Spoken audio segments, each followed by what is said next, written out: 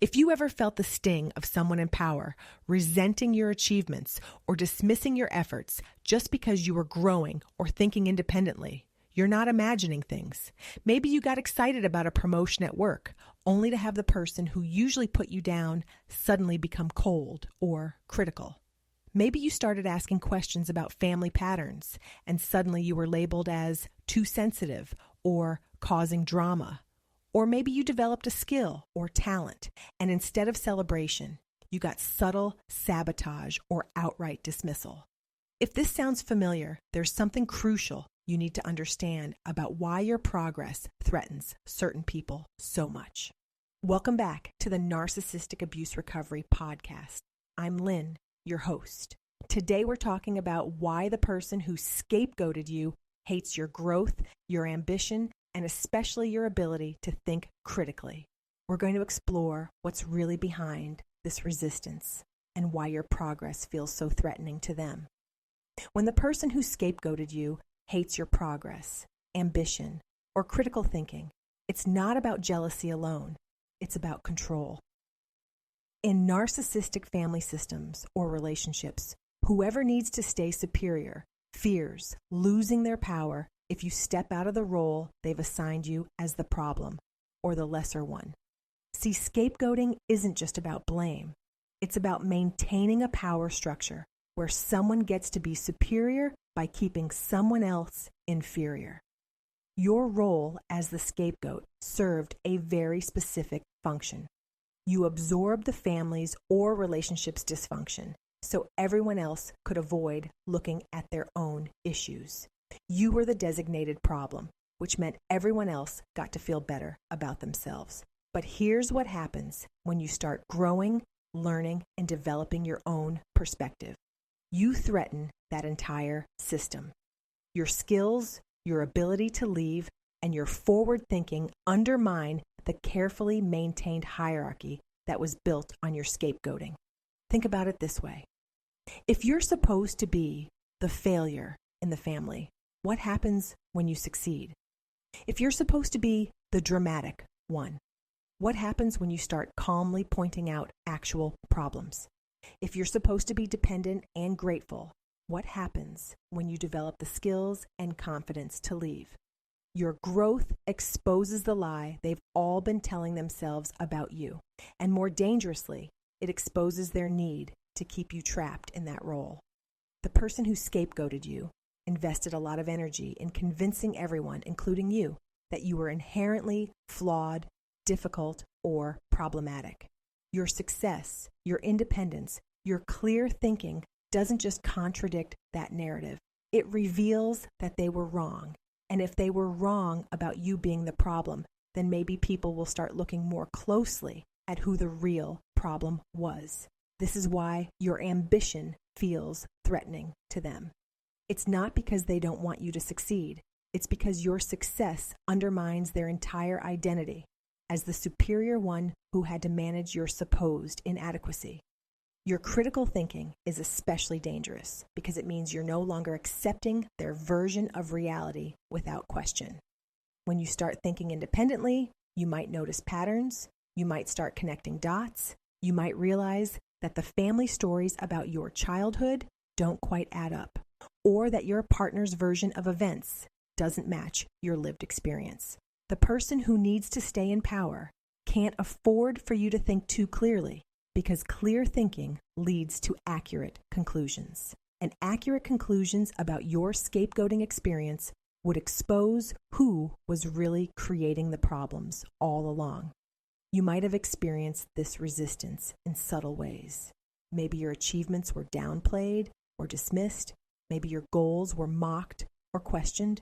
Maybe every time you tried to grow or learn something new, you faced unexpected obstacles or criticism from the very people who claimed to care about you. The parent who scapegoated you might have belittled your successes or punished your curiosity to keep you small and dependent. The partner who devalued you could have sabotaged your career opportunities or dismissed your ideas to prevent you from gaining independence. Siblings or extended family members might have reinforced this control by mocking your ambitions or questioning your choices, ensuring you remained isolated and doubting yourself. But here's what you need to understand. Their resistance to your growth isn't evidence that you're doing something wrong. It's evidence that you're doing something right. Their hostility toward your progress isn't proof that you should stop. It's proof that your progress is working. When someone who built their identity on being superior to you suddenly sees you growing, succeeding, and thinking clearly, they experience what feels like an existential threat. Because if you're not the problem they said you were, then what does that make them? Your growth forces them to confront the possibility that they were the ones creating dysfunction, not managing it. Your independence threatens their sense of control. Your critical thinking exposes their manipulation. Your success proves that their assessment of your worth was completely wrong. The truth is, your growth and critical thinking undermine the power structure that was unfairly built on your scapegoating. You weren't the problem. Your very progress is what they feared because it exposed their need to keep you trapped in a role that served their ego but destroyed your sense of self. This is why you might have noticed that the more you heal, grow, and develop your own perspective, the more hostile or distant certain family members or partners become. It's not because you're changing in negative ways. It's because you're changing in ways that no longer serve their need to feel superior. Your ambition, your skills, your ability to think critically and see clearly, these aren't threats to healthy relationships. They're only threats to relationships that were built on power imbalances and required your diminishment to function. So here's your reflection question for today. Where in your life have you noticed your ambition or insight triggering resistance or hostility?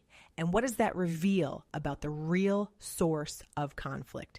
This is Lynn, and this has been another episode of the Narcissistic Abuse Recovery Podcast. I'll see you in the next one.